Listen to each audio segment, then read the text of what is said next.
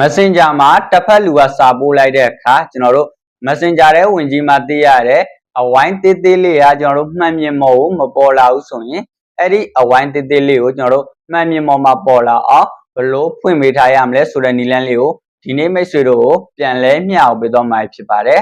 ပထမဆုံးမိမိသုံးနေတဲ့မိမိရဲ့ Messenger အကောင့်လေးထဲဝင်လိုက်မယ်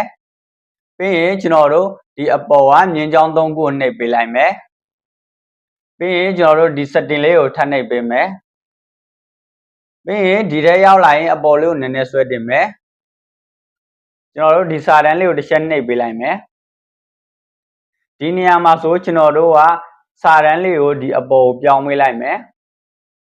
ကဲဒီလိုပြောင်းပေးလိုက်ပြီဆိုရင်တစ်ဖက်လူကစာပို့လာတဲ့အခါမိမိရဲ့ဖုန်းမှန်မြင်ပေါ်မှာကျွန်တော်တို့အဝိုင်းသေးသေးလေးပြန်တက်လာမှာပဲဖြစ်ပါတယ်တကယ်လို့ဒီအောက်မှာရောက်နေရဆိုရင်တော့ကျွန်တော်တို့တစ်ဖက်လူကစာပို့လိုက်တဲ့အခါအဝိုင်းသေးသေးလေးကမိမိရဲ့ဖုန်းမှန်မြင်ပေါ်မှာပေါ်လာမှာမဟုတ်ပါဘူးကျွန်တော်တို့ကအပေါ်ဆုံးမှာထားပေးလိုက်မှာတစ်ဖက်လူကစာပို့တဲ့အခါအဝိုင်းသေးသေးလေးကကိုယ့်ရဲ့ဖုန်းမှန်မြင်ပေါ်မှာပေါ်လာမှာပဲဖြစ်ပါတယ်